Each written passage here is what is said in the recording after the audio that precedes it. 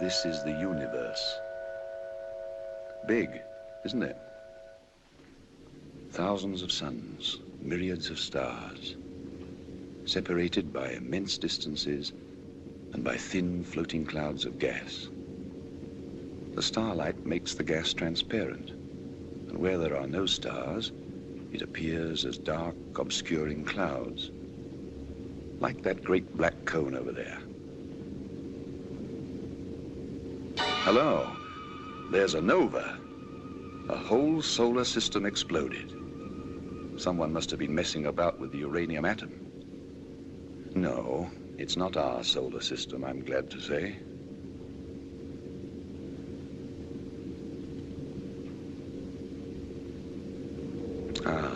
Those are called a globular cluster of stars. Rather fine.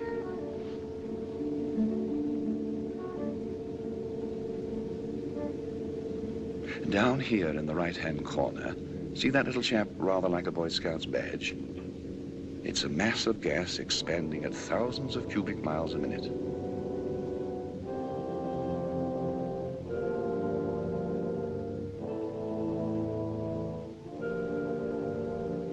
Here we are. We're getting nearer home. The moon, our moon, in the first quarter.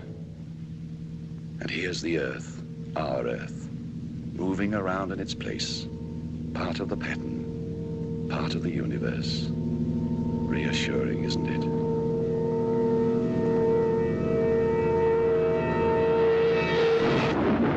It's night over Europe, the night of the 2nd of May, 1945. That point of fire is a burning city. It had a 1,000-bomber raid an hour ago.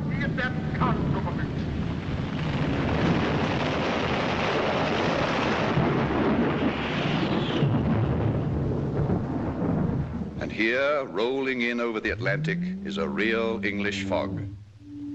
I hope all our aircraft got home safely. Even the big ships sound frightened. Listen to all the noises in the air. This was their fighting tower. Listen. Listen. Request your position. Request your position. Come in, Lancaster. Come in, Lancaster. Position nil, repeat nil, age 27, 27. You get that? That's very important. Education interrupted, violently interrupted. Religion, Church of England. Politics, conservative by nature, Labour by experience. What's your name? I cannot read you. Cannot read you. Request your position. Can you see our signals? Oh, give me my scallop shell of quiet, my staff of faith to walk upon, my scrip of joy, immortal diet, my bottle of salvation, my gown of glory, hope's true gauge, and thus I'll take my pilgrimage. Sir Walter Raleigh wrote that. I'd rather have written that than flown through Hitler's legs. I cannot understand you. Hello, Lancaster. We are sending signals. Can you see our signals? Come in, Lancaster. Come in, Lancaster.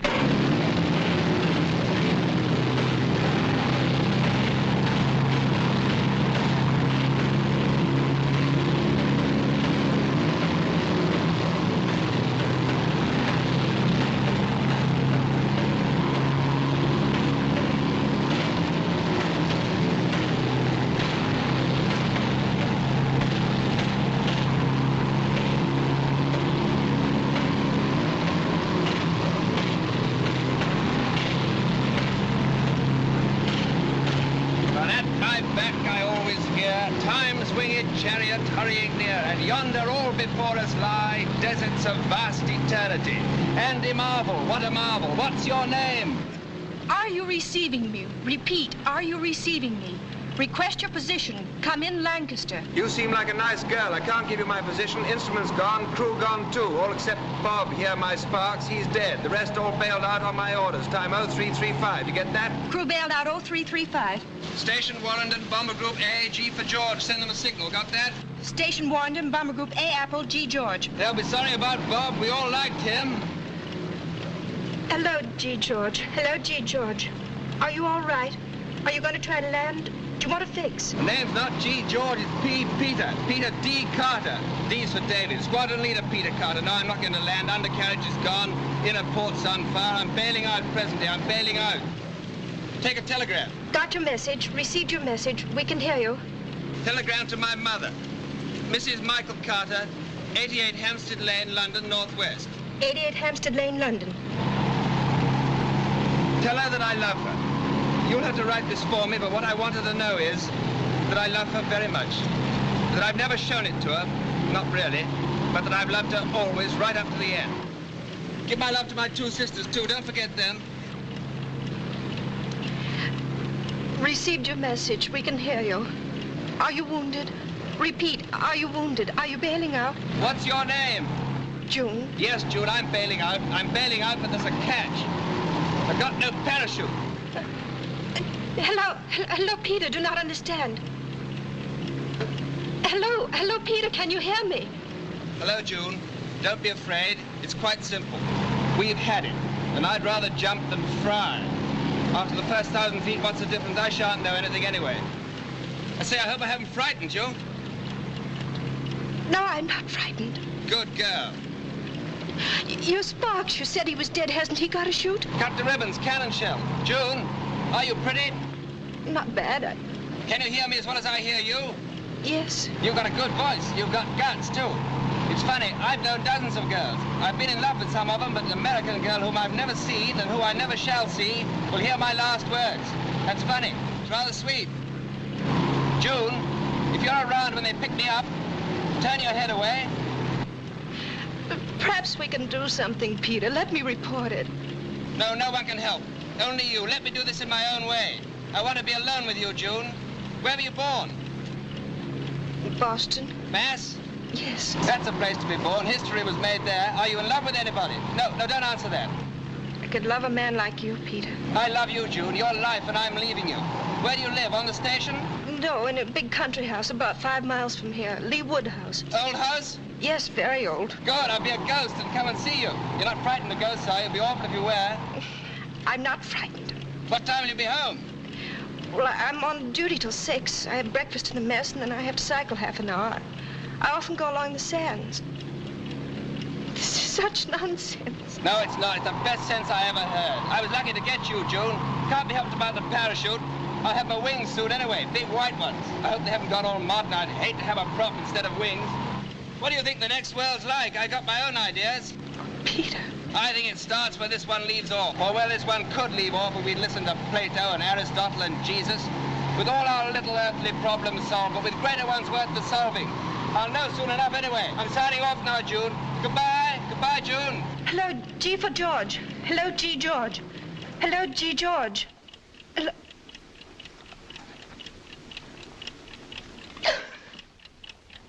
So long, Bob. I'll see you in a minute. You know what we wear by now, a prop or wings.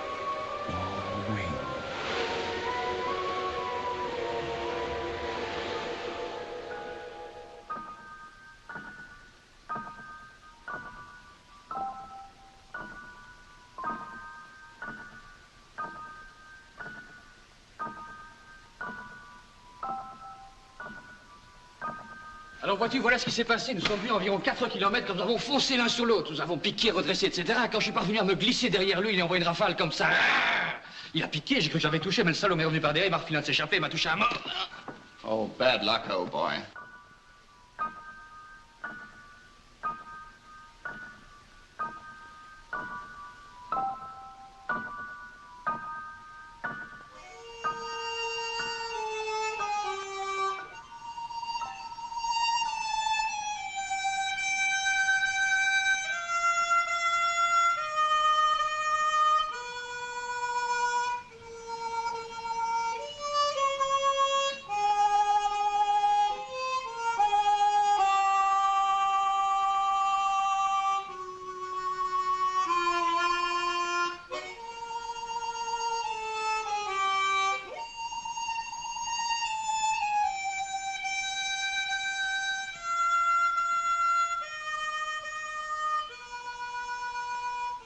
Name and rank.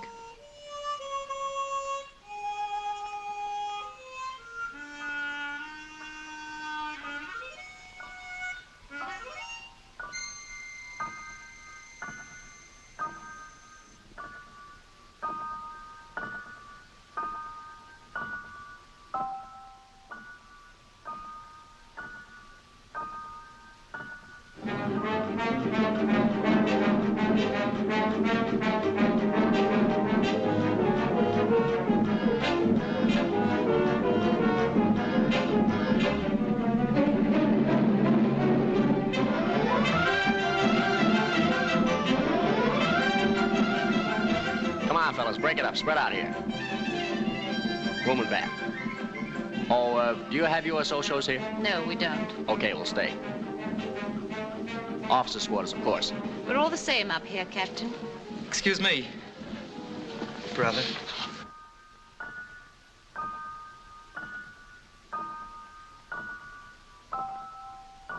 Take over.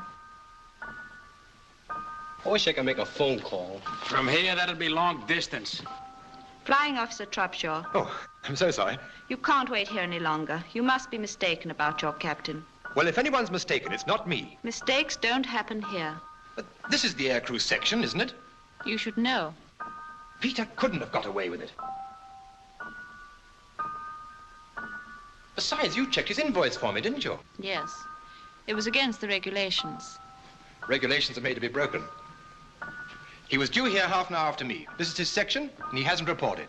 So he's either AWOL or there's been a mistake. There hasn't been a mistake here for 1,000 years. Oh, so there have been mistakes. The girl that was here before me, she was here 640 years. Holy smoke! She said when the records don't balance, all the alarm bells start ringing in the records office. I bet they do. Proper flap, eh? Yes.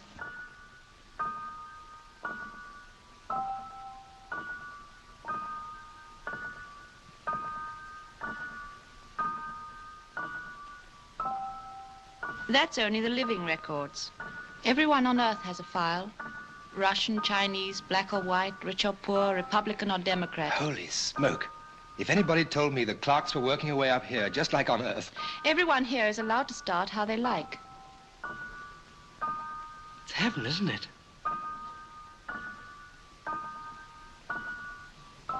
You see? There are millions of people on Earth who would think it heaven to be a clerk. And don't say holy smoke. Why not? There's no smoke without fire. And we don't call smoke holy. Thanks for the gin, section officer. Boy, oh boy, home was nothing like this. Mine was.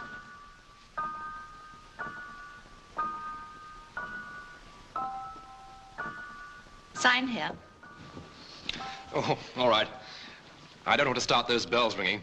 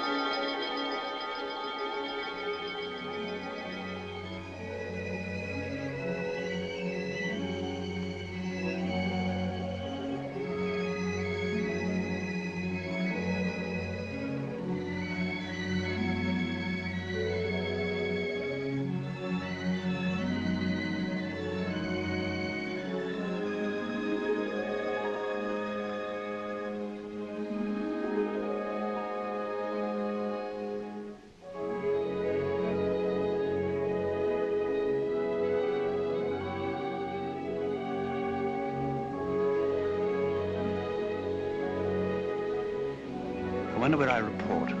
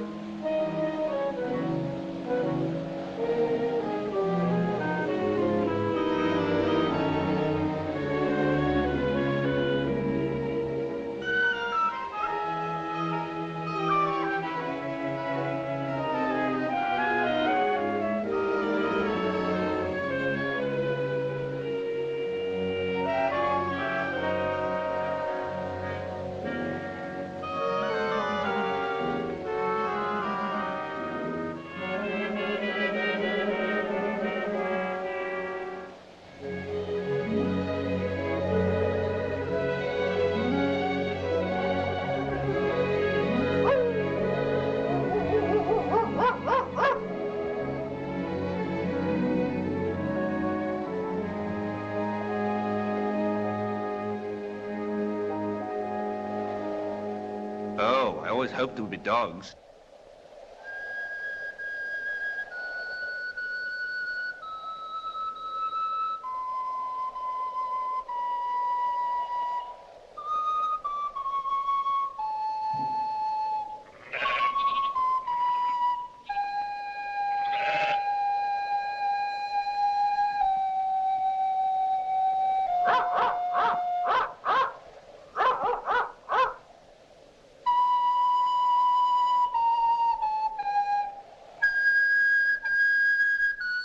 Good morning. Morning. Where do I go from here? Huh? I'm new. I only just arrived. Where do I report? You mean the aerodrome? Aerodrome?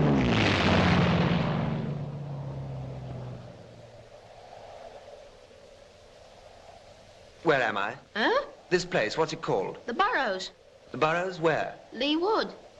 Lee Wood? Huh. Do you know a house called Lee Wood House? That's it. Where the smoke is, behind those trees. Is that the quickest way? There's a track from the beach. See that bike?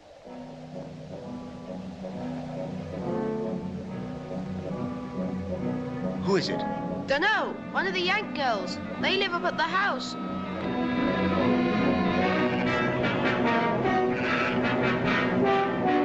Here, Jock.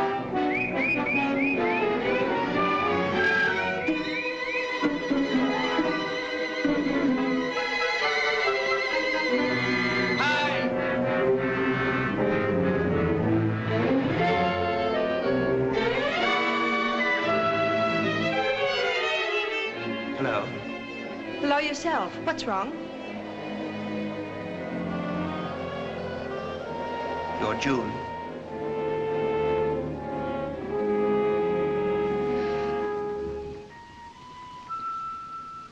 You're Peter. How did you get here? I'm glad you're safe. What did you do? What happened? Don't know. I just don't know. Are you hurt? My head feels a bit queer. Oh, there's a little cut in your hair. It's nothing much. Oh, Peter, it was a cruel joke. If it was on me. I've been crying so ever since we said goodbye. Don't cry, darling. Peter, darling.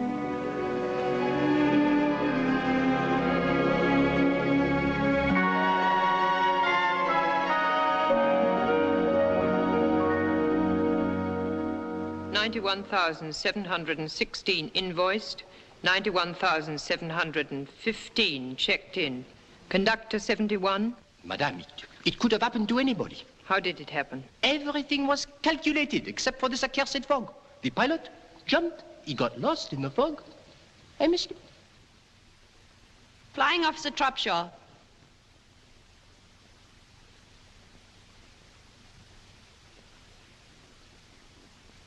You've been waiting all day for your pilot. Yes, ma'am. You see, over the channel, we ran into this ruddy pea souper. Aha. Oh, excuse the language, ma'am. But really, it was so thick that you could have stepped out of the kite and walked about on it. Sacré brouillard. And he, the skipper, ordered everybody to bail out when we were over the coast. He knew his brolly, had been written off. He got a direct hit as he was bandaging me. But he didn't tell the others. I only knew about it because I'd bought it by then. I mean, I was dead. I understand. And I knew he'd be clocking in here, so I thought I'd stooge around and wait for him. This young lady is not to blame at all. I'm sorry if I broke the rules. Thank you. 19 hours and 50 minutes have elapsed. Don't you know that any slip must be reported immediately? I lost my head. Not long in the service. I joined in the so-called second germinal of the so-called glorious French Revolution. I see. Natural death. I lost my head. The case is not so simple. No? No. He's fallen in love. Ah. Oh. It complicates things. True, madame. You must do your best. Oui, madame. You'll proceed to Earth immediately? Oui, madame. You'll explain your grave error to Squadron Leader Carter? Oui, madame. And ask him to follow you? Oui, madame. Wait. Your captain is not an unreasonable man, I hope. The skipper? Oh, no, ma'am. Unless he's had a few, of course. Pardon? Had a few? Beers. Oh, de la bière. Ah oui. Scotch being hard to come by, you know. Naturellement. By the way, monsieur, when you see Peter, would you give him a message for me? Avec plaisir. Just say, what ho? Bon.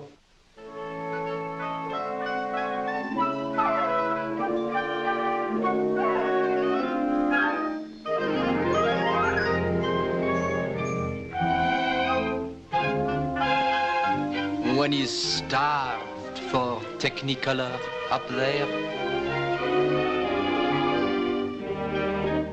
What a night for love.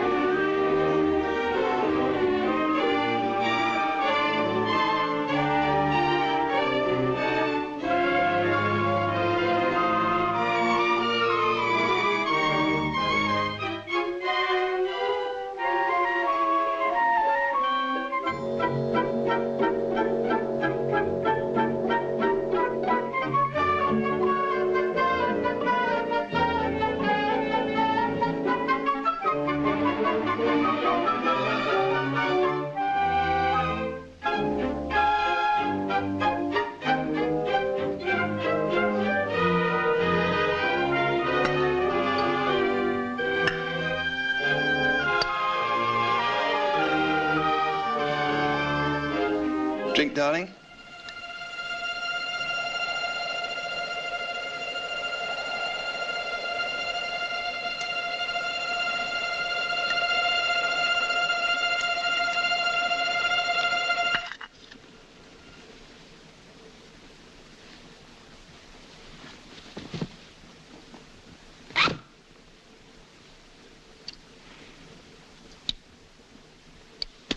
Mon ami? Good evening. I think I keep these for a little. And how are you, my friend? I've never been better. June, wake. She cannot wake. We are talking in space, not in time. Are you cracked? Look at your watch. It has not moved since you said so charmingly, drink, darling. Nor will it move, nor will anything move until we have finished our little talk. It is only a trick. Who are you? We should have met yesterday at 0410, mon cher. Unfortunately, I missed you. Well, you couldn't have missed me because I wasn't here. Now, who the... I bring you a message from Mr. Trubshaw. Bob?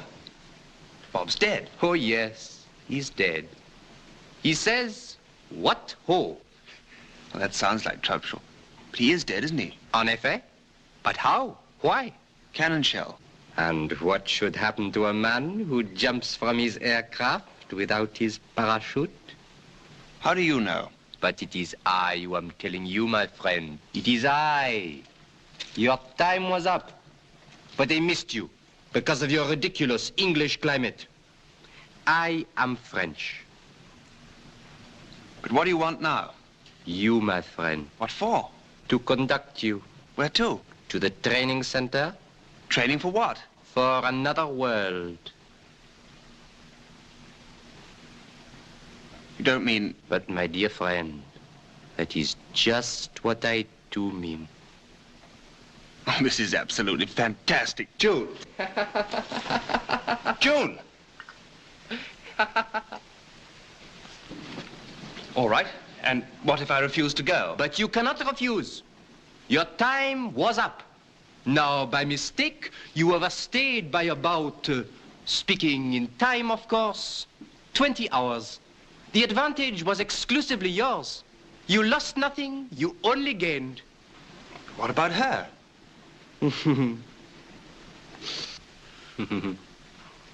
Exquise. You will see her again when her time comes. She will live to be 97. I looked her up in the files. I'm in love with her. But my friend, what is love? The feeling of the moment. But I represent eternity. The law of this world and the other. Good, but what is law? Law is law. Yes, but law is based on reason. That is so. Now, yesterday, I wasn't in love. Today, I am. But my friend, what is love? How many people are in love? Soldiers, airmen. How many sailors? Do they protest when their time is up? No, they don't. They have no right. Exactly. But I have. Why? Look, I've fallen in love because of your mistake. I'm in an entirely different position from what I was in last night. Then, I expected to die, I was ready to die, and it wasn't my fault that I didn't, it was yours. What kind of government do you represent? I do not represent any government. Or what laws govern the place you come from? I am not permitted to express any political views. Well, if it's a respectable place, there must be a law of appeal. But my friend, be reasonable. Appeal to whom? That's for you to find out. But this has never been done. Is that any reason why it can't be done now? You are determined to get me into the salad. And what about the salad you got me into? Now, look here. You don't want me to use force, do you? Well, you can always try. I think I leave you for a little. That's the form.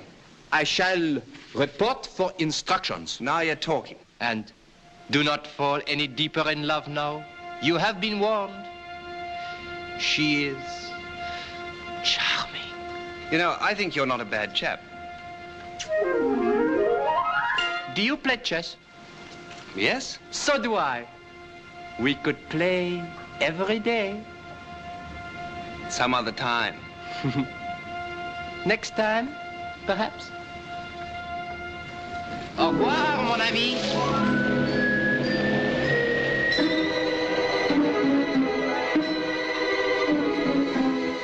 No, thank you, darling. No, thank you, what? You just asked me to have a drink. Did I?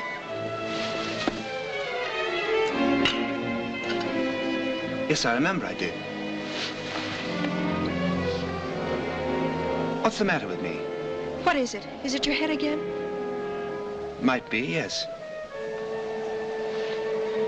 An odd thing happened while you were asleep. I haven't been asleep. Didn't you hear us talking? No.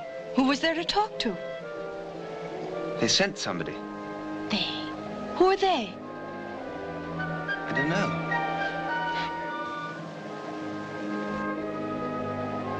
June, do I look cracked?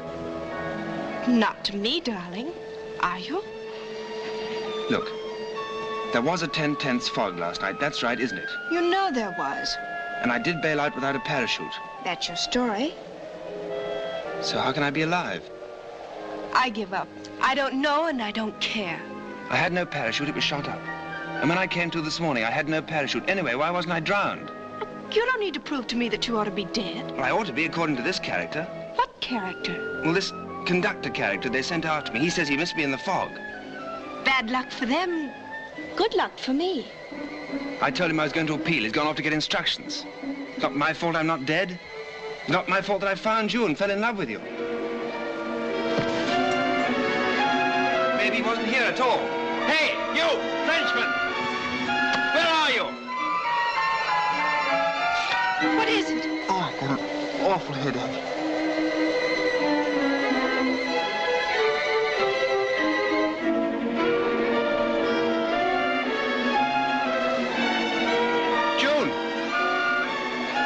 June, you're there, aren't you? Yes, Peter, of course I'm here. I thought I'd lost you.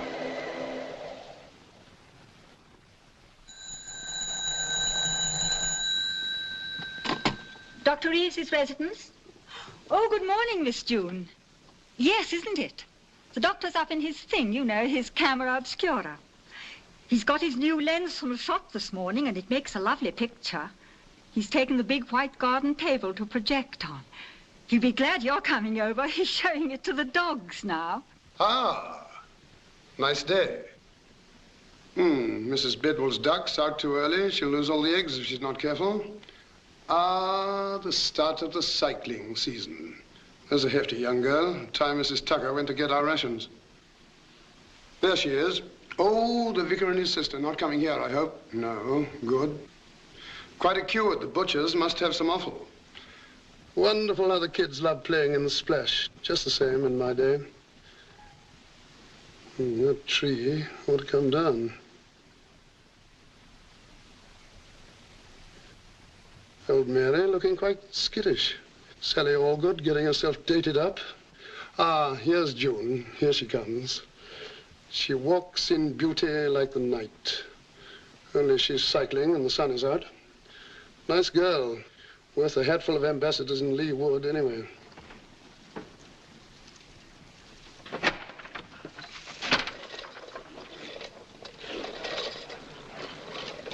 Come on up.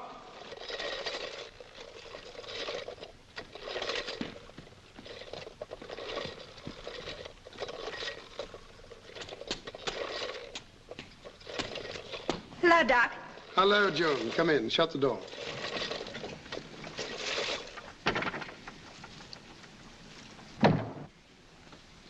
Surveying your kingdom? A village doctor has to know everything. You'd be surprised how many diagnoses I've formed up here. I love looking at the village from here. It looks so different. That's because you see it all clearly and at once, as in a poet's eye. I want to talk to you. So you said on the phone, but it's really none of my business. Dr. McEwen says it's right down your street. This is my street, a village street, and I'm a village doctor. Only because you like living in a village. Dr. McEwen says what you don't know about neurology would fill a peanut. I'm a good guesser. Your guesses are published by very famous magazines like that Brain I've seen in your library. Dr. McEwen says... I know what Dr. McEwen says. I had a talk with him on the phone this morning. Oh, did you? After I talked to you. This is really the ref's business. Carter should have rejoined his station today. I know. Anyhow, what's it got to do with you? Oh, I'm just interested. Oh, I see. But strictly speaking, he's a ref case. He's not a case at all. He's a person, a very fine person. And I want you to see him, Frank. I don't want just anybody mauling him about and asking him questions. I want you. I'm sure the RAF would say I know what the RAF would say. I had to talk to his CO this morning. Oh, Frank. And I had to talk to his group medical officer, too. Fortunately, he's heard of me. Oh, Frank. And if you'd done that earlier, I would have told you earlier, you can't go around the place kidnapping good-looking RAF officers just because you like the shape of their nose. It's not his nose, it's his voice. I fell for that before I ever saw him. He still believes that he bailed out without a parachute. Yes. And he has hallucinations? Mm-hmm. And during these bouts, does he go rather pale? Yes, he did. And he has headaches here. I think so. I don't know. You better ask him. But he definitely sees things. And hears. All right. Did you tell him he was talking rubbish? No. Quite right. He's not talking rubbish. He's talking very logically. Then he can't be in love. Bye. Frank? Yes? He has a very cute nose, too. I'll be over about tea time. Right.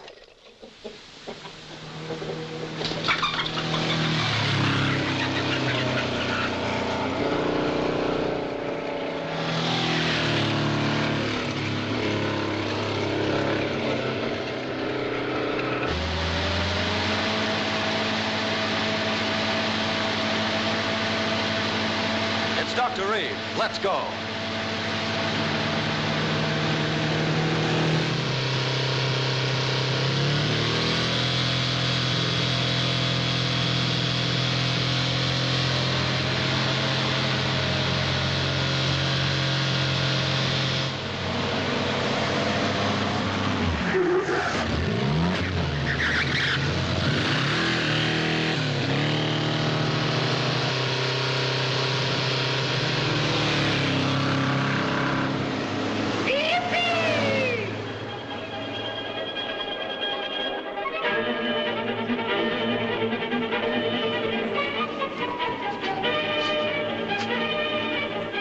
Not the way to spell Shakespeare.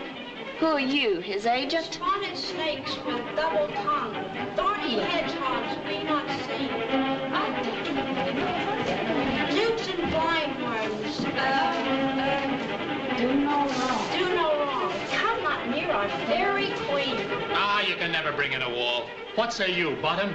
Some guy or other Oh, no, my dear Private Logan. Bottom's not a gangster. Now watch me. Some man or other must present Wall, and let him have some plaster or some loam or some rough cast about him to signify Wall. And let him hold his fingers thus, and through that cranny shall Pyramus and Thisbe whisper. Now try that, my boy. Can I do the business? Business as well, yes. Oh, brother. Some man or other must present Wall, and let him have some plaster or some loam or some rough cast about him to signify Wall.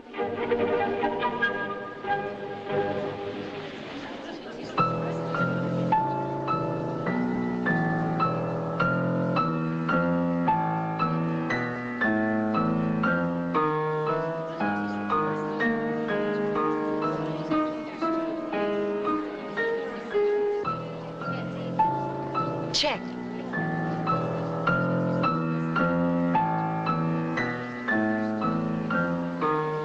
Peter, check. Peas, blossom, cobweb, moss, and mustard seed. Oh, dear, I didn't see that one Be coming. kind and courteous to this gentleman. Hop in and walk. Good afternoon. Oh, hello, Frank. Squadron Leader Carter, Dr. Reeves. How do you do? How do you do? Do I get some tea? It's ordered. Ginger cookies. Good. Who's winning? Well, June's very good. But he's winning. Sit down, everybody. Thanks. Mercy heart, I beseech your worship's name. I shall desire you a more acquaintance, good Master Cop. If I cut my finger, I shall make bone. Your name, honest gentleman?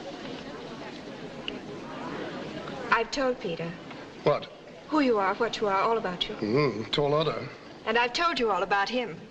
Has she read your poems? What poems? Well, didn't you know this is Peter Carter? I didn't know. But we hadn't got around to that yet. I haven't got much modern stuff in my library, but you're there. Oh, good. I like your point of view, and I like your English. I hope we shall have some talks together. So do I. Now, let's get down to this thing.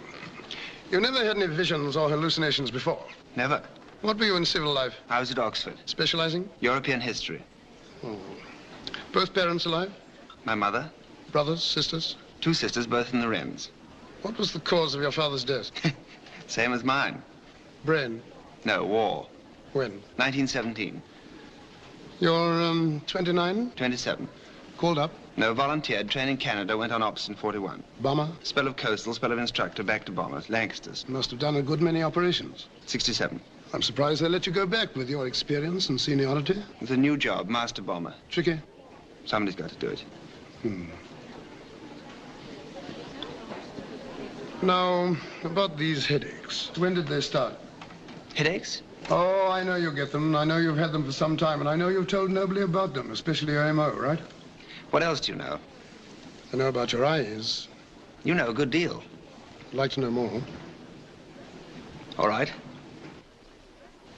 Good. Now, these headaches, when did they start? About 6 months ago. Bad? Not at first. Where, mostly? Here. Frontal and temporal. Did you ever have a rather nasty bang on the head? I don't think so. Sure? The usual one, dropped as a baby.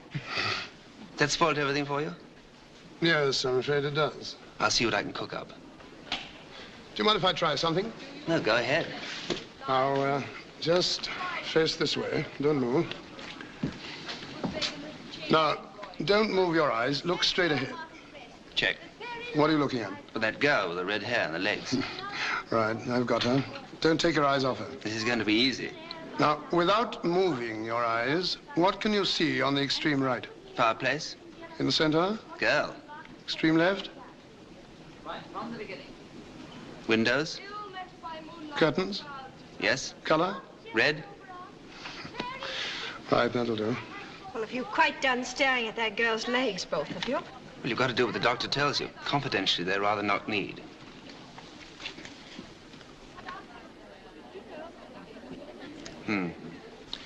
Now, any loss of appetite? No. Nor of thirst? No fear. In fact, if anything, you've been eating and drinking rather more than usual. You've just been looking at my mess bills. And you've seen something? Someone. Clearly? As clear as I see you. Have you had a similar hallucination before? No thanks. Tell me, do you believe in the survival of human personality after death? I thought you said you read my verses. Do you? I don't know. I've never thought about it. Do you? I don't know. I've thought about it too much.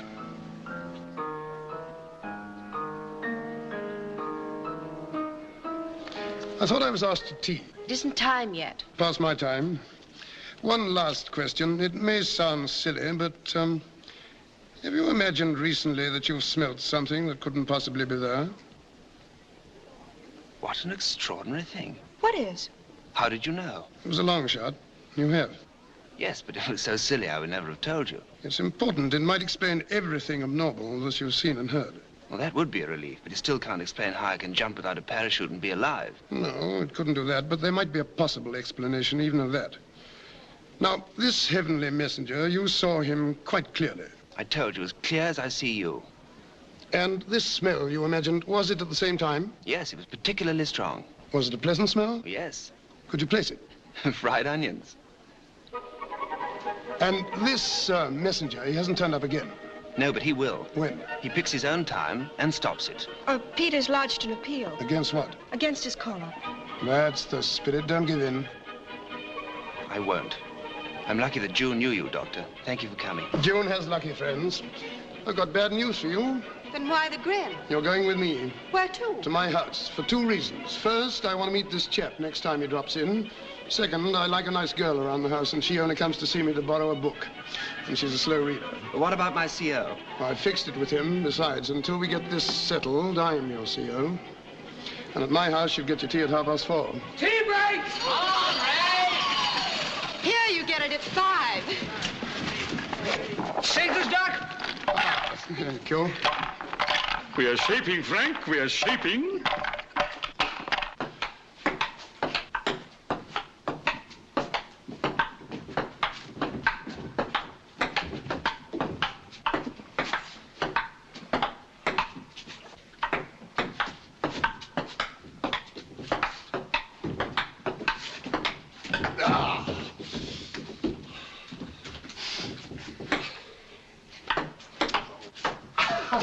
Turn it on.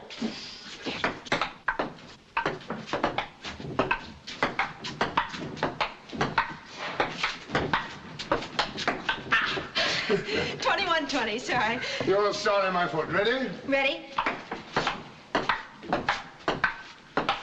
Nearly. Nearly doesn't count. 21 all. Up. I'll be. Count 10. I wonder if Peter's a good player. You can ask him when he wakes.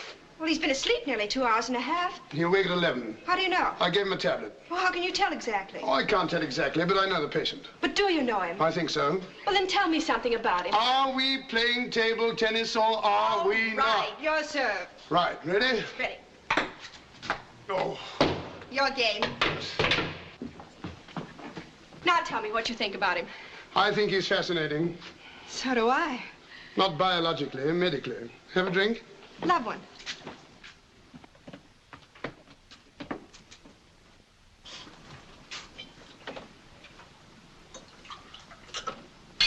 What do the books say, Doc? I see a dark stranger in his life.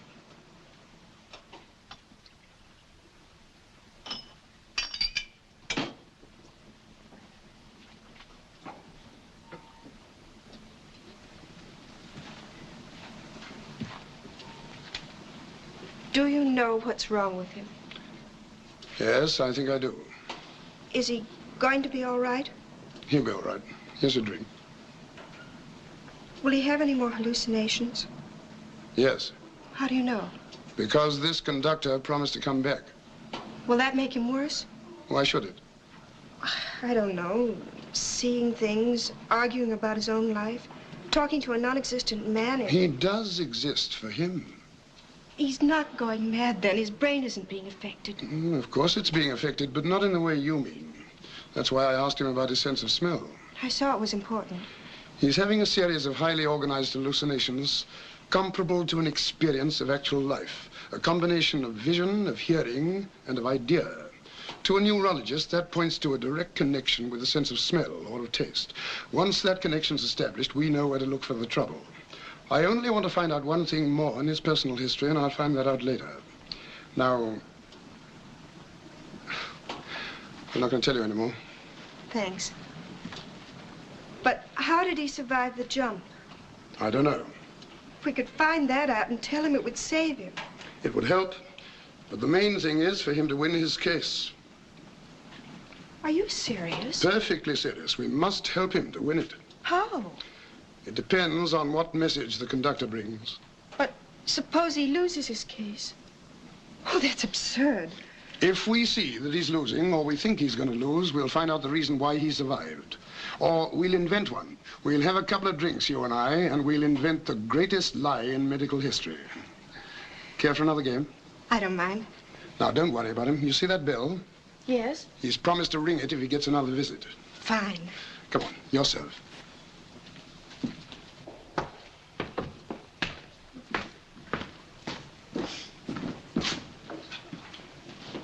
Ready? Mm-hmm.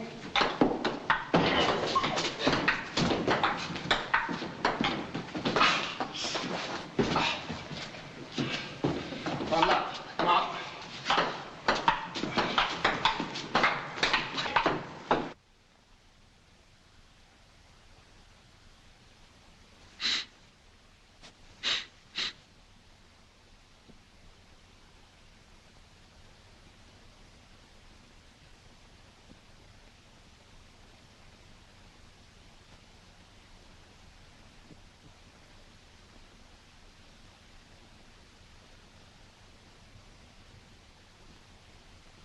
Doc, he's here. June!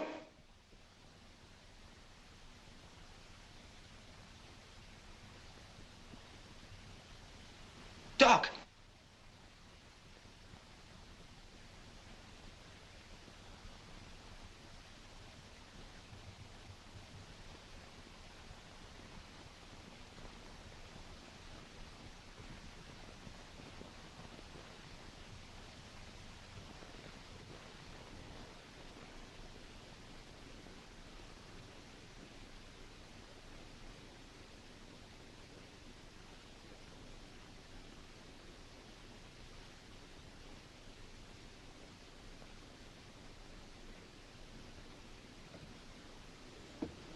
Eh bien, mon cher, comment ça va?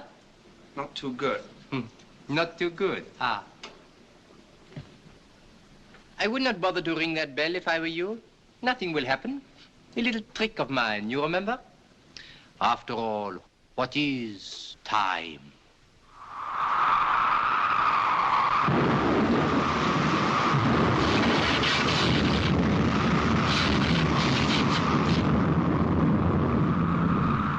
A mere tyranny? Well, let me know if you're going to do that again, won't you? This looks good. Very good. Do you know the author? No, but I often have a game with Philidor. Philidor? The greatest master of chess who ever lived. A Frenchman, naturellement.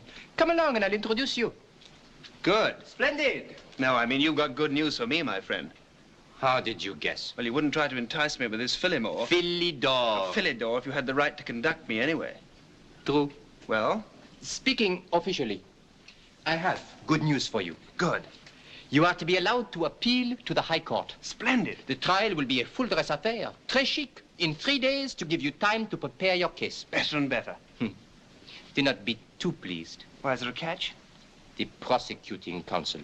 Of course, I am not permitted to offer advice or give a personal opinion, but... Well, who is this prosecuting counsel? Be prepared. For what? A shock. Well, come on, tell me the worst. Who is it? Abraham Farlan. Come again? Abraham Farlan. Well, I never heard of him. No. Never in my life. He lives in Boston. I've never been in Boston. Massachusetts. I've never been there. Abraham Farlan died in Boston in 1775. Does that date convey anything to you? Lexington, Concord? Exactly. You are good at history. The American War of Independence. Oh, he was killed? By a British bullet. Oh, he might be prejudiced. He hates your guts. And he hates the guts of every Englishman. And particularly, he hates this little affair with a Boston-born girl. It's not a little affair. A big affair. He will hate even more. All right, I'll appeal against it. It will be no good. After all, we had to choose a good man. The honor of the department is at stake. No, what you have to do is to choose a good man for yourself. As defending counsel? Precisely. Can I choose anybody? Anybody in the other world? Anybody who has ever lived upon Earth? Everybody is at your disposal. You can choose me. That would suit your book. But do not waste any time. Abraham Farnon is piling up his case already. You can choose Socrates. You can choose William Pitt. You can choose Henry VIII. Oh, Madame du Barry. She knows all about love. Rather a one-track mind. You are a good chess player. Philidor. I'll think it over. By the way, I'd like to borrow this. It's not mine. It belongs to the doctor. Oh, doctors. What about them? They give me a great deal of trouble in my job.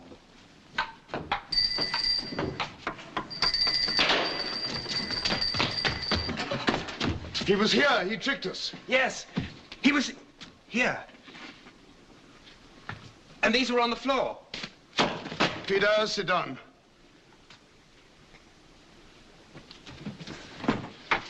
Now, look up.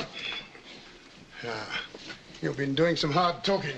I have. I hope you didn't give in to anything. No. That's the spirit. Do you think I could stay overnight, Frank? Yes, I'll tell Mrs. Tucker. I don't need anything much. Now, let's see.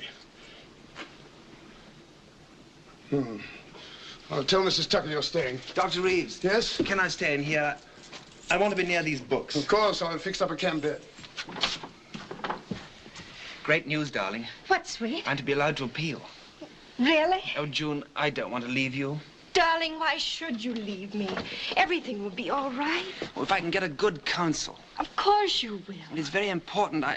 I don't want to lose you.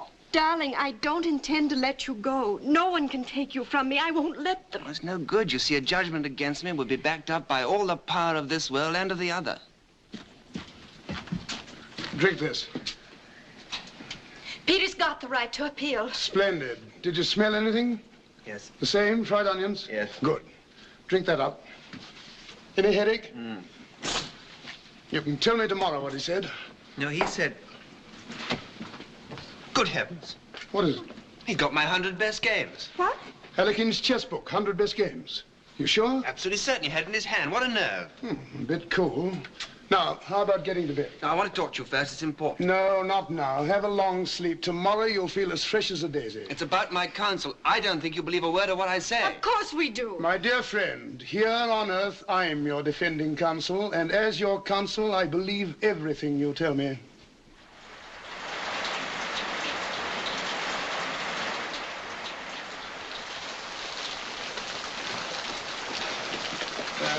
Oh, Dr. Guthrie. Why, hello, Dr. Reeves. You make your rounds the hard way. Give me a coupe anytime. Is Dr. McEwen free? He's just going to operate. Oh. He hasn't started yet. I'll tell him. I imagine he'll see you in the washroom. Thanks.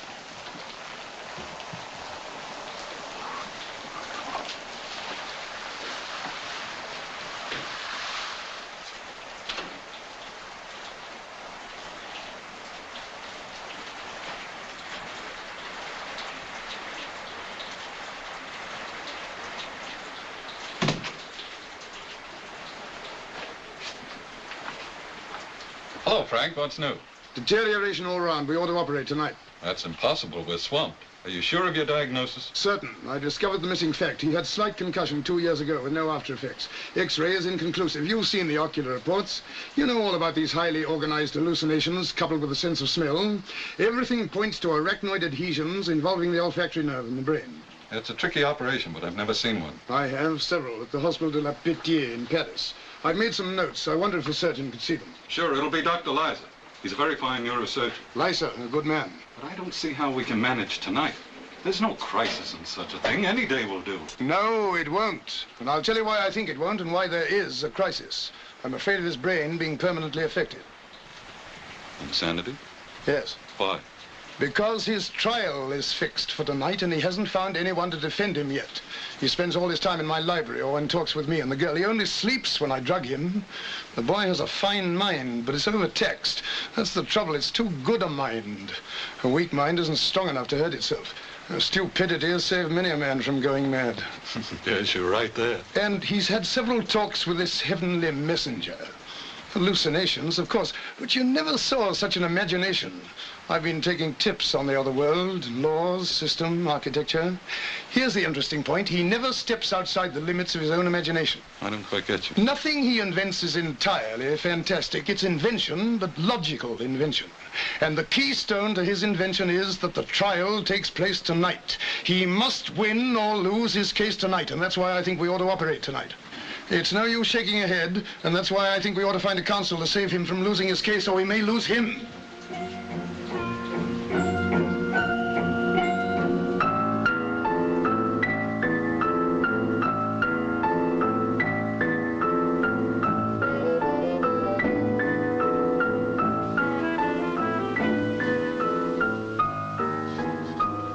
What about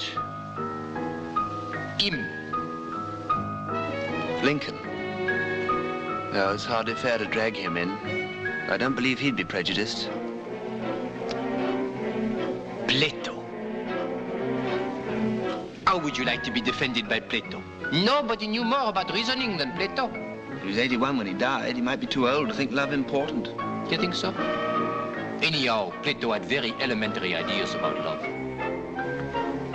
Besides, didn't he quote Sophocles when somebody asked him if he was still able to appreciate a woman? What did the old boy say? Well, he said, I'm only too glad to be rid of all that. It's like escaping from bondage to a raving madman. These Greeks, cold as their marble. Now, if he had been French, Richelieu, for example, irresistible at 80. How about Richelieu? I never liked him much in the Three Musketeers.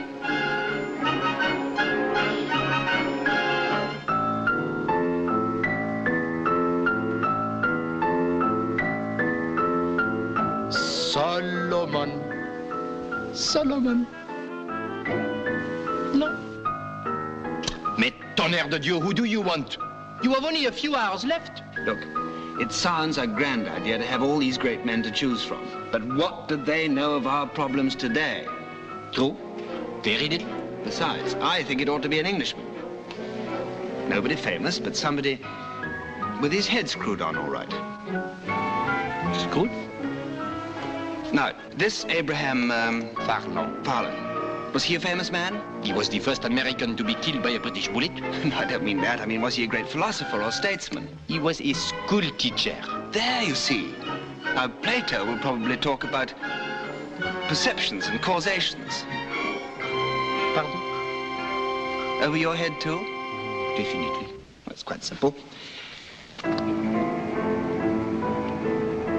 By the way, why are you so interested in my winning my case? I? Yes, you.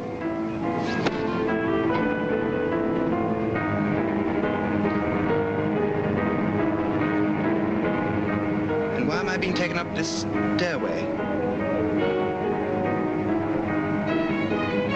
Not being taken for a ride, am I, by any chance? What a suggestion. Take that bit of barley sugar away. I don't like it. I don't like your suggestions. I think I'll go back before it's too late. Peter! Peter! Peter! Peter! Peter, ne soyez pas bête! Peter! Peter, come back! Peter! Peter, come back! Peter! Peter, come back! Peter! Peter, come back!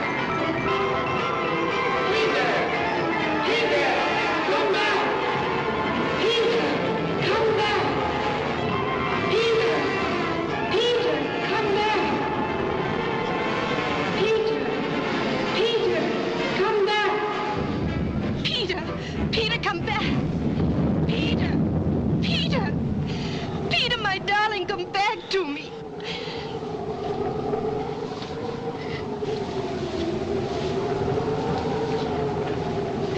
He almost got me.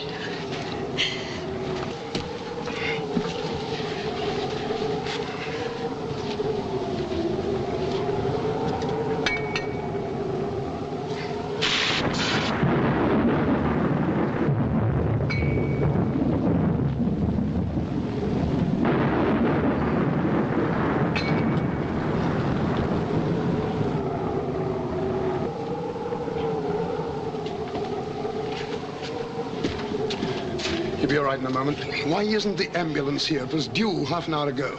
Go and phone Dr. McEwen. Tell him we must operate tonight. It's life or death. And tell him about the ambulance. Yes, Doctor. Send a telegram to his mother. He's got 2 sisters, too. Yes, Doctor. That's all.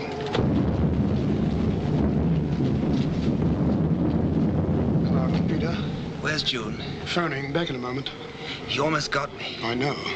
He's a crafty beggar. I only got away by the skin of my teeth. Now, look here. Don't let anybody fool you into giving up this case. You've been allowed to appeal. You've been promised a fair trial. Don't give in to anybody. Promise? I've got no counsel. We'll find the right man. They can't start your trial without your counsel. They might appoint some stooge. Nonsense. Or let it go by default. I tell you, we'll find somebody. They can't start till then. Nobody famous? No, that'd be the worst thing we could do. How about a pal of yours? Might find somebody. What about your radio operator? Bob? Yes, think it over. You couldn't get through. They don't answer. It's a storm, Mr. Frank. They always cut the telephone off. I'll go on my bike. No, one of us must go. Look, you're more valuable here. Now, if the ambulance comes, don't wait for me. If I meet it, I'll come back. Now, go to him. Don't allow him to despair. His life is in your hands.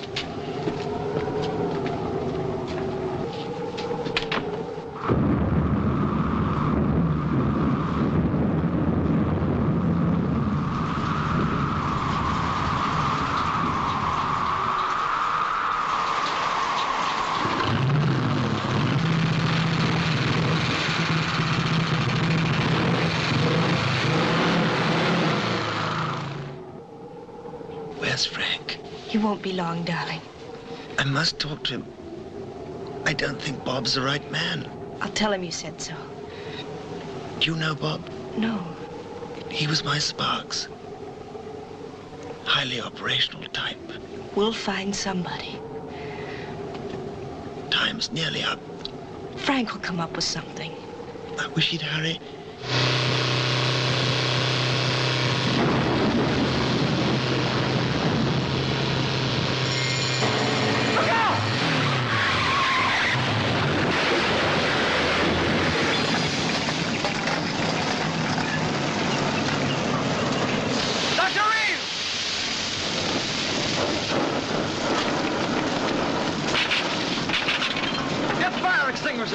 And the blanket!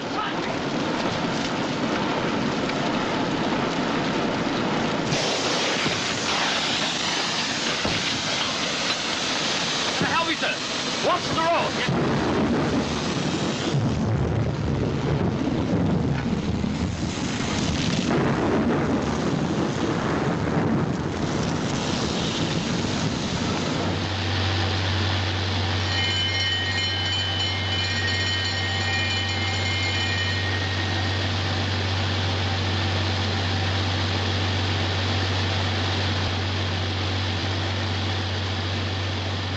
He never saw us until it was too late. He turned off to save us. Gosh, I feel bad about it. He was a fine man. You couldn't help it. He was interested in this case, wasn't he? Yes. I saw his notes he left for Dr. Leiser. It was a fine piece of diagnosis. He left notes for the operation, too. Dr. Leiser is very good, isn't he? Best. Frank. I'm here, darling. Where's Frank? He's gone ahead.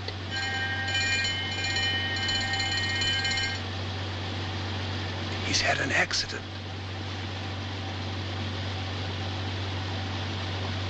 Hasn't he? Yes. A bad accident.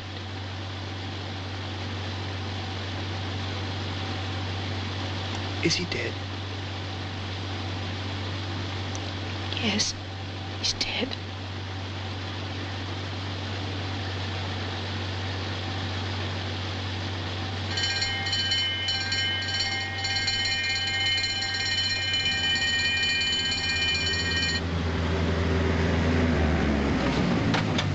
All right, boys, step lively. Okay, Doc. Hand. Easy. All right. Easy on there.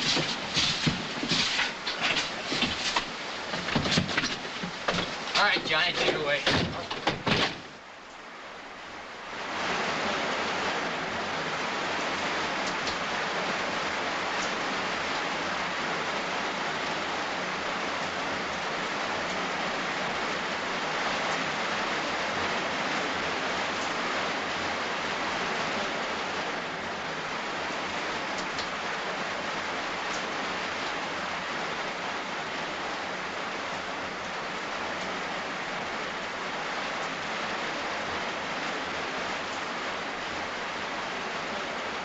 An atropine injection, sister? Yes, 100th. Is this a cranial case? Yes, that's right. Hello, squadron leader. We're all ready for you.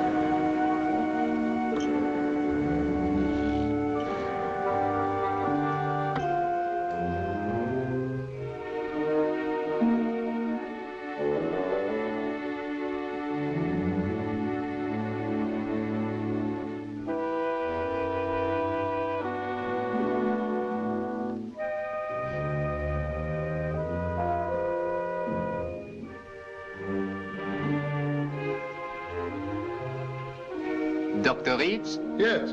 Permit me to return your book. Oh, Aha! So it's you?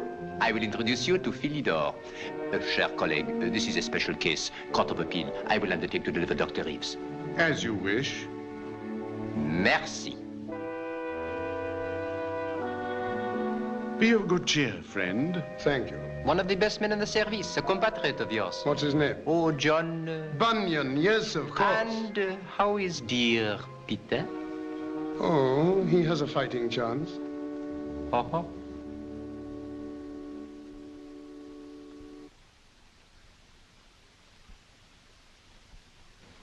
Dr. Frank Reeves, Yes, you are familiar with the case of Squadron Leader Carter. I am. He has chosen you to be his counsel. I hoped he would. Do you accept? I do. You have very little time in which to prepare your case. What facilities do you wish? I should like to see my client and get his instructions. And I subpoena Flying Officer Trubshaw as a witness. Certainly. Conductor 71, you will take Dr. Frank Reeves to Squadron Leader Carter.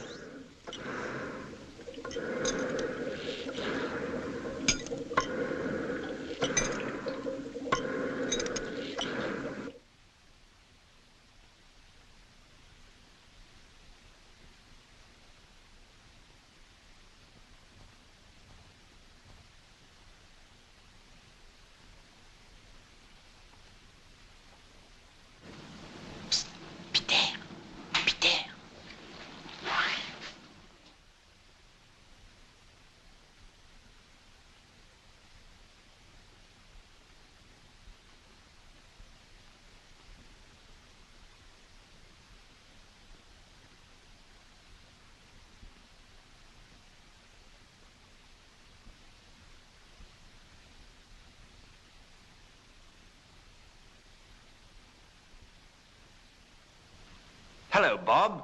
Watch, Skipper. I didn't expect to see you here. Not yet, anyway. Not up there, either. Well, it was Doc Reeves' idea. I subpoenaed him. Let's talk. Right. You sure they won't miss me? Miss you? You know me, mon ami. That surgeon's very neat. Very neat indeed. I like his work. You're in good hands, Peter. I know.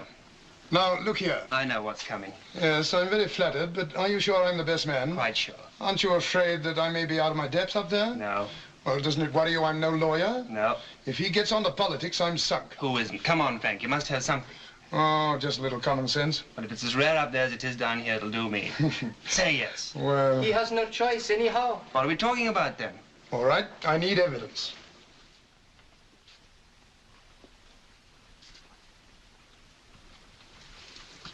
Look at her. Holy smoke. What? She looks like a nice girl. She is a nice girl. Hardly your type, Skip.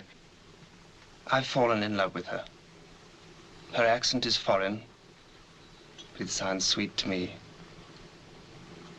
We were born thousands of miles apart, but we were made for each other. That's an excellent piece of prose. Sorry. Nothing to be ashamed of. May I kiss her, just in case, you know? Okay, you may, but she will not know it. Doesn't matter. Oh, he's English. What is the good of kissing a girl if she does not feel it?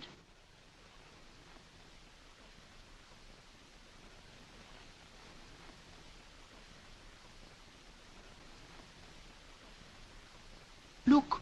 What? The evidence you wanted. Her tears. Oh, I wish I could take one with me. You are counsel. You can do as you wish. I say, why don't we wrap it up and take it with us? Permit me.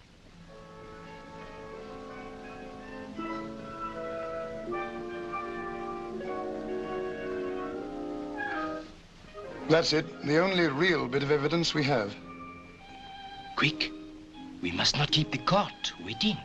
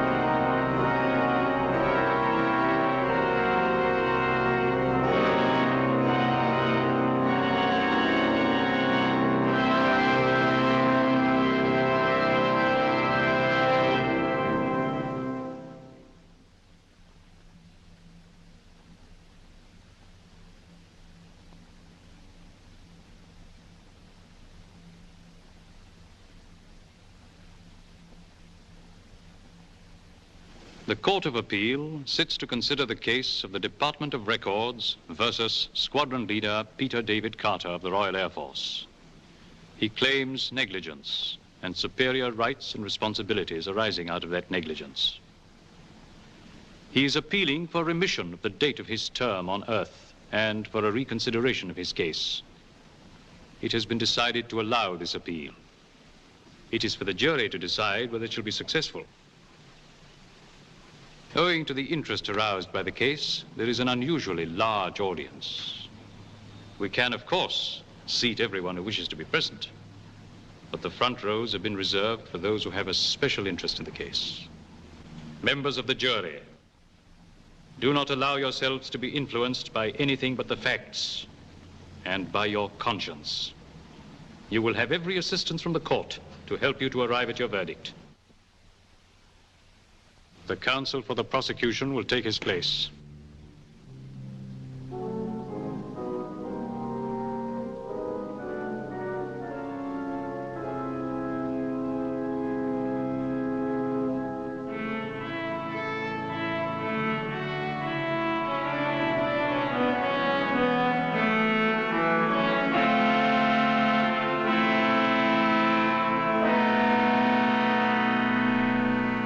counsel for the defense will take his place.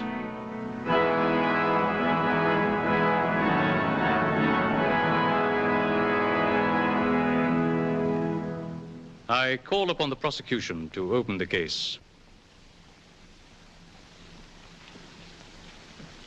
Your Honor, members of the jury, this case has 3 issues. Peter D. Carter, an Englishman, should have died on the 2nd day of May, 1945 at 10 after 4 of the clock, British double summer time.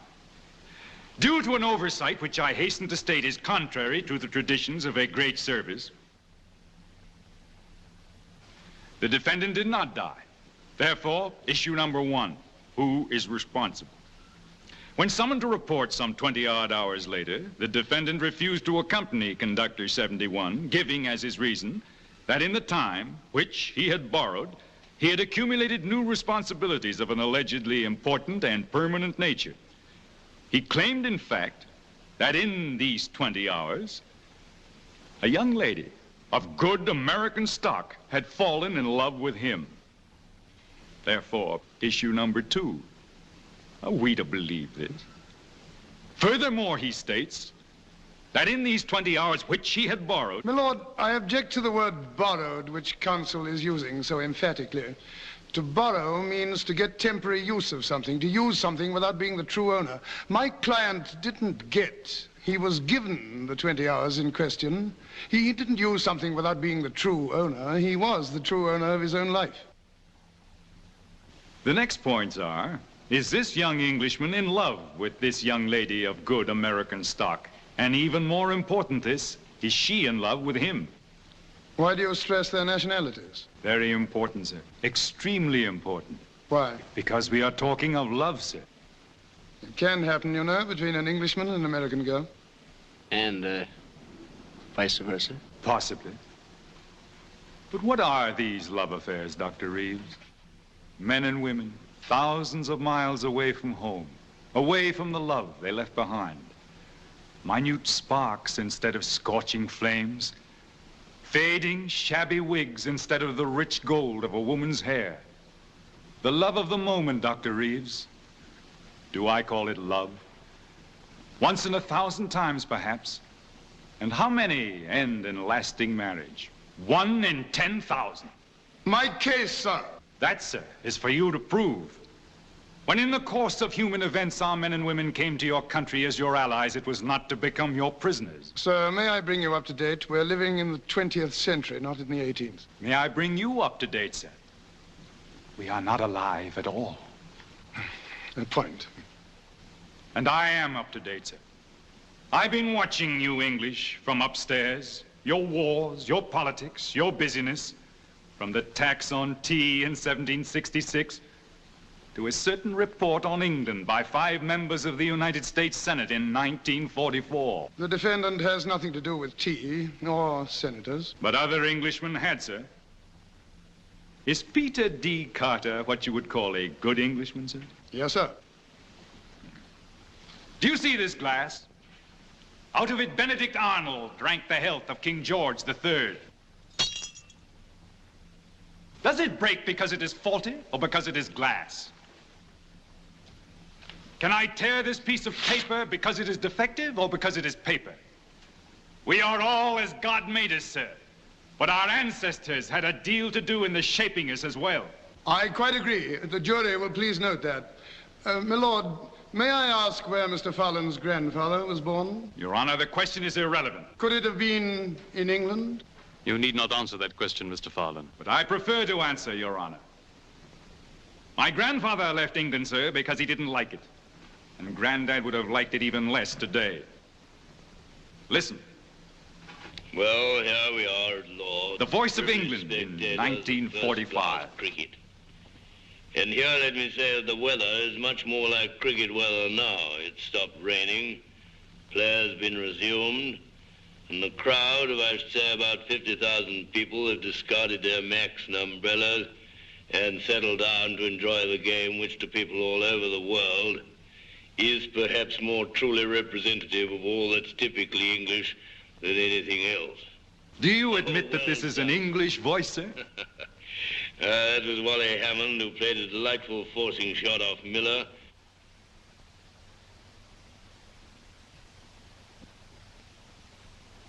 The Voice of America in 1945. Shoo, shoo, shoo, baby.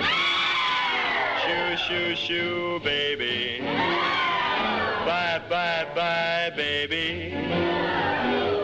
Your papa's off to the 7 seas. Don't cry, baby. Don't sigh, baby. Bye, bye, bye, baby. When I come back, we'll live a life of ease. I don't understand the word. Nor do I. Say goodbye this way. But for England, I'm ready to call John Donne, Dryden, Pope, Wordsworth and Coleridge, Shelley and Keats, Tennyson, Bridges. And Milton and Shakespeare. I concede your point. And you've already called Peter Carter. Is he a poet? He will be if you give him time. We are here to decide, that's it. I can't deny it.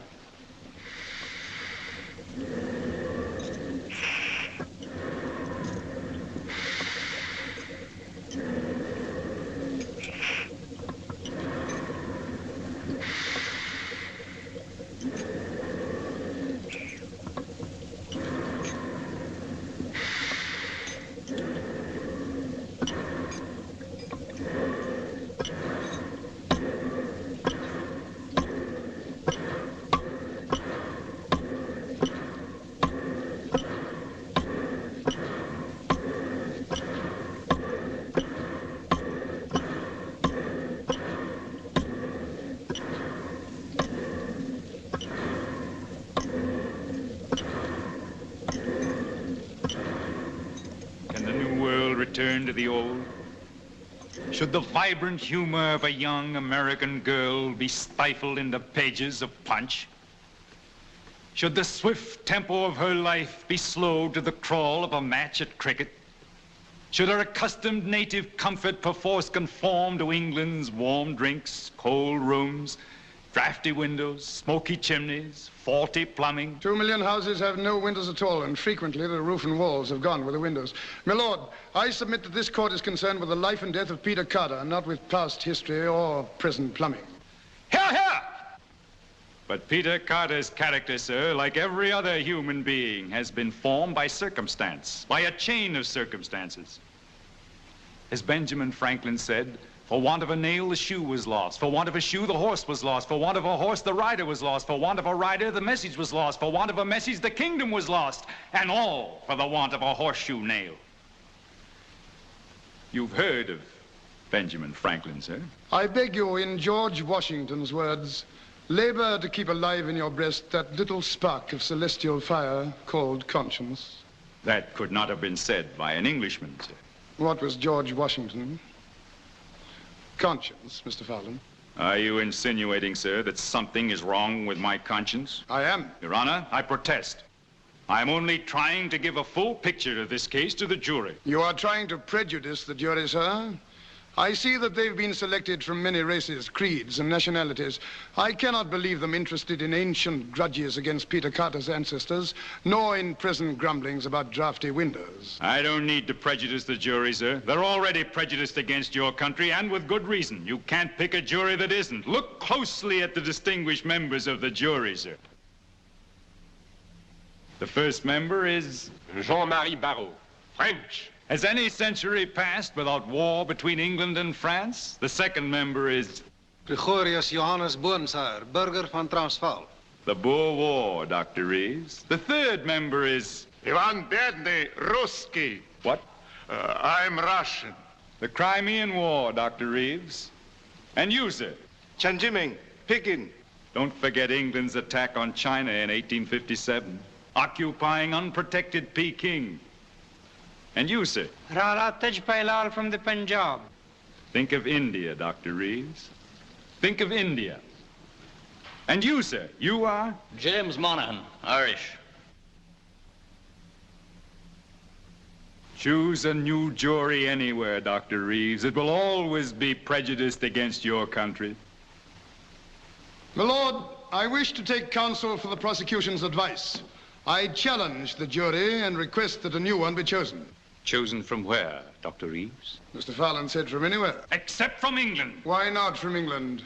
Where else in the world have the rights of the individual been held so high? In America, sir, where these rights are held to be inalienable. I doubt if you have more practical freedom in America than in England. An Englishman thinks as he likes in religion and politics. It isn't what a man thinks and says, it's when and where and to whom he thinks and says it. A man with a flint and steel striking sparks over a wet blanket is one thing, but striking them over a tinderbox is another. An American baby sucks in freedom with the milk of the breast at which he hangs. A man can see further, sir, from the top of Boston State House, and see more worth seeing than from all the pyramids and turrets and steeples of all the places of the world. No smoke, sir. No fog, sir. And a clean sweep from the outer light and the sea beyond to the New Hampshire mountains. Yes, sir. There are great truths, higher than mountains and broader than seas, that people look for from the tops of our hills. America, sir, is the only place where man is full grown.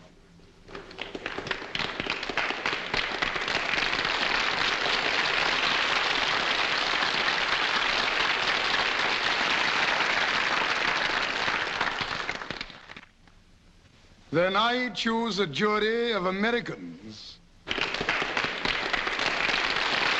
Of Americans, sir, selected from every walk of American life.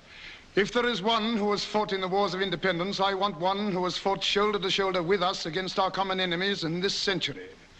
If the third has a mind that can only think 170 years back, I want the fourth to be thinking 170 years ahead. I cannot deny that I hope, no, that I know that this jury will be prejudiced in favor of my case. For I am pleading for the rights of the individual against the system. But it is also against the law, Dr. Reeves. The eternal law of the universe. Nothing is stronger than the law. The whole universe is built upon it. This is a court of justice, not of law. My lord, I ask for a new jury of American citizens. Do you agree, Mr. Farland? I would welcome such a jury, Your Honor. The jury will stand. The jury will retire and the new jury will take their place.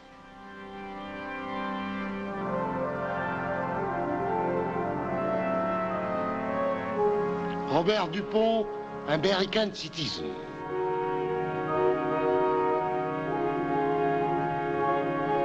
Lieutenant Pete van der Eyck, American citizen.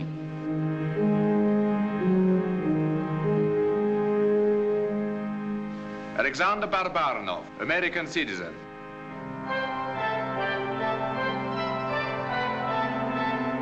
George Wang, American citizen.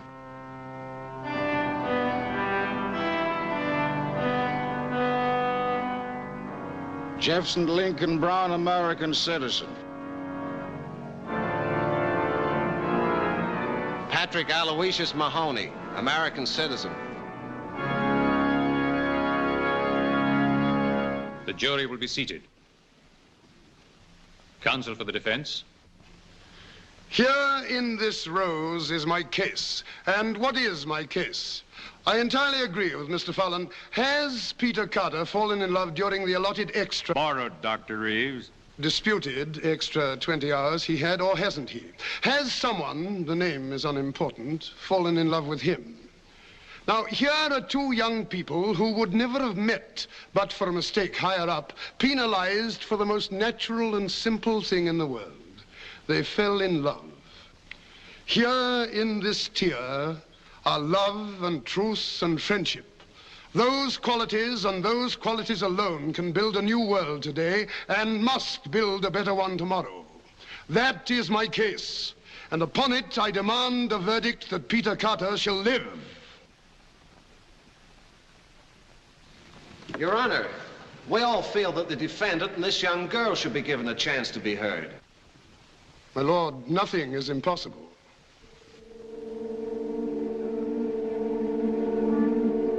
The court will adjourn.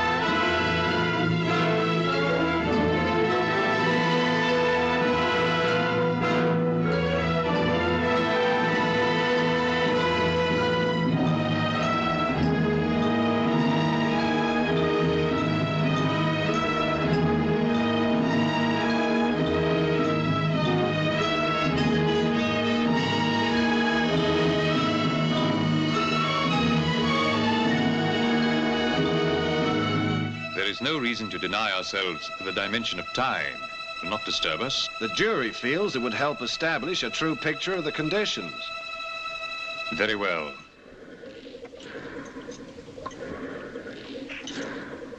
I call squad... My diagnosis was right. Fine vascular meningeal adhesions binding the optic nerve to the brain, the internal carotid and the chiasm. Similar adhesions between the chiasm and the brain.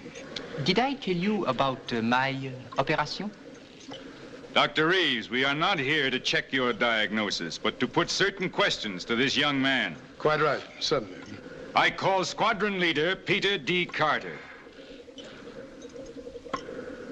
Hello, Peter. Hello, Frank. How's the operation going? Fine. Lice is a very good man. He better be. Peter Carter, you are on the witness stand. You are under oath. Do you understand? Yes, Mr. Farland. You know me, sir? There's no mistaking you. Your smile is not unattractive, sir. Did you use it to enamor this young American lady? I love her, sir. Answer the question. Would you repeat the question? It had enamored in it. Never mind the exact question. Did you consciously try to influence the emotions of this young American lady? We fell in love before we'd ever met. You claim you love her. I do love her. Can you prove it? Well, give me time, sir. 50 years will do. But can you prove it? Well, can a starving man prove he's hungry except by eating? Would you die for her? I would. But I'd rather live. Young devil. Your Honor, I apologize for the expression. Your witness. No questions. Conductor 71. Monsieur? Is the young lady available? She sleeps. She sleeps. The jury will please note that. I put her to sleep. Indeed, why? To enable you to call her, sir. The jury will please note that. I do call her, Your Honor.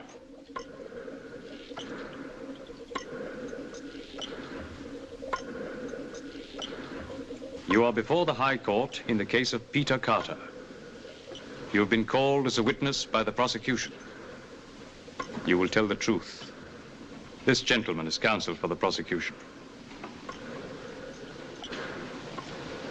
Child, where were you born? In Boston, sir. You know this man? I think so.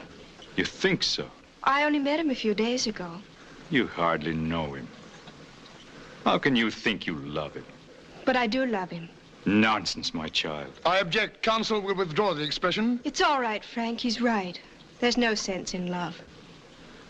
Wisdom still flowers in Boston. Can you prove that you love him? How can I? Would you be willing to die for her? Yes. Would you take his place in the balance sheet? Yes. Don't believe her. Would you? My lord. Stand aside, sir. You've got no right to How dare you address me like that? Peter, you must obey.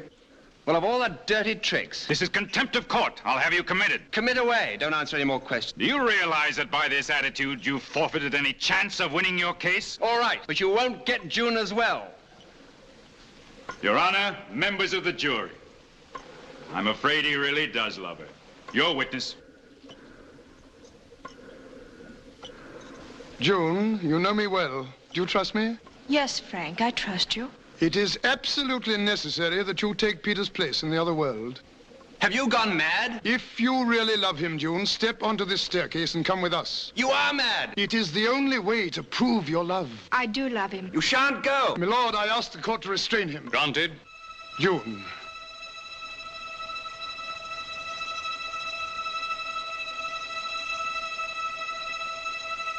Take care, Dr. Reeves. In the whole universe, nothing is stronger than the law.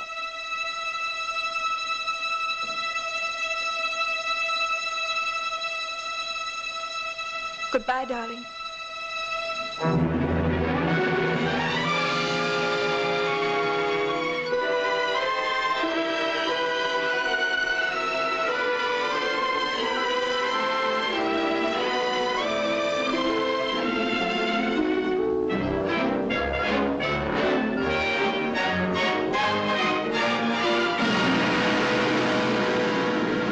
Yes, Mr. Farland, nothing is stronger than the law in the universe, but on Earth, nothing is stronger than love.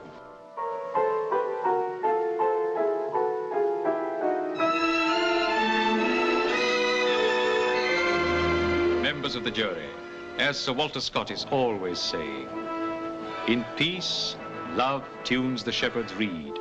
In war, he mounts the warrior's steed. In halls, in gay attire is seen. In hamlets, dances on the green. Love rules the court, the camp, the grove, and men below and saints above. For love is heaven, and heaven is love. Will you please consider your verdict? Case for the defendant, Your Honor. Bravo! The appeal is granted. There now remains the new date on Squadron Leader Carter's file. Will both counsel approve it? Does that satisfy you, Dr. Reeves? Very generous, my lord. Do you agree, Mr. Fowler? Isn't that a little too much, Your Honor? Oh. I agree.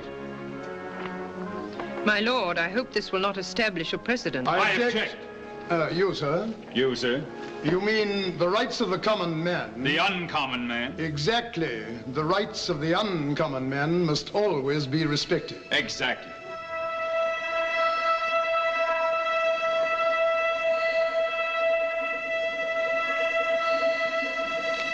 Keep his head flat and sandbags. I've written him up. Tell him this, I'll send the notes down. Congratulations. An interesting case.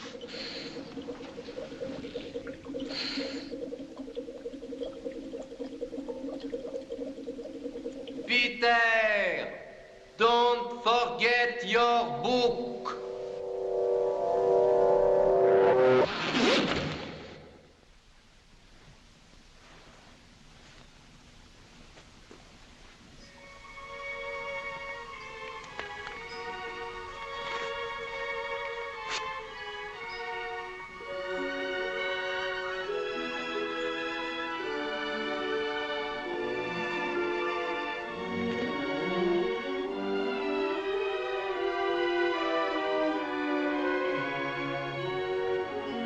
Frank.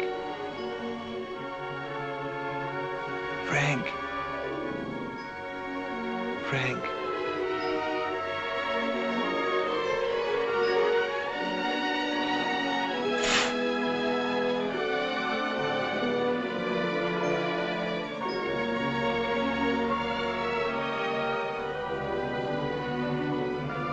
Hello. Hello. We won. I know, darling.